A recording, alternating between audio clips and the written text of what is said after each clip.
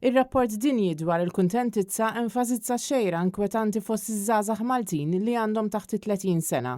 Żgħażagħ li qed jirrappurtaw livelli aktar baxxi ta' kuntentizza meta mqabbla ma' persuni ta' mparhom f'pajjiżi oħra tal-Unjoni Ewropea.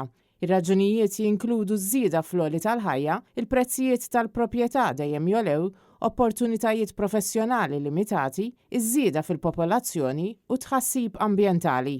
F'dan ir-rapport internazzjonali Malta tinsab fis-57 post minn 143 pajjiż fil-lista tal-aktar pajjiżi kuntenti fid-dinja, bil-Litwanja tinsab fl-ewwel post. L-istress finanzjarju jidher li hu l-aktar inkwetanti fost iż-żgħażagħ Maltin, b'ħafna jitħabtu biex jibbilanċjaw ix-xogħol part-time u l-istudji sabiex ilaħqu mal-għoli tal-ħajja.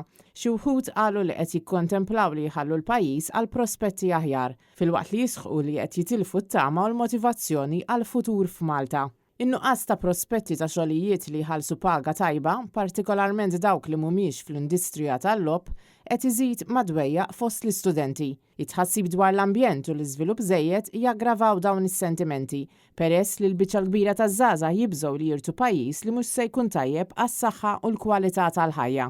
Fil-waqt li xi wħud mill-istudenti li kienu intervistati jirrakkomandaw li għandna nħaddnu l-iżvilupp u l-kummerċ, oħrajn qed jesprimu frustrazzjoni dwar kwistjonijiet bħal konġestjoni ta' traffiku u kif huma mxebbajn jistennew fuq tal-linja jew fil-karozzi tagħhom għal ħin twil biex jivvjaġġaw minn post tal-ieħor. Oħrajn saħqu li l-lingwa Maltija għadha tonqos u li għandu jkun hemm aktar enfasi fuq il-Malti bħala lingwa kemm fl-Università ta' Malta kif ukoll fil-ħajja tagħna ta' kuljum. Minkejja l-ilmenti u li ħafna mill-istudenti qatgħu qalbhom minn pajjiżna u qed jippjanaw li jmorru jgħixu barra, oħrajn huma determinati li jtejbu art twelidhom filwaqt li jissuġġerixxu postijiet ta' divertiment aktar affordabbli, pagi aħjar u spazji ħodor akbar biex titjieb il-kwalità tal-ħajja.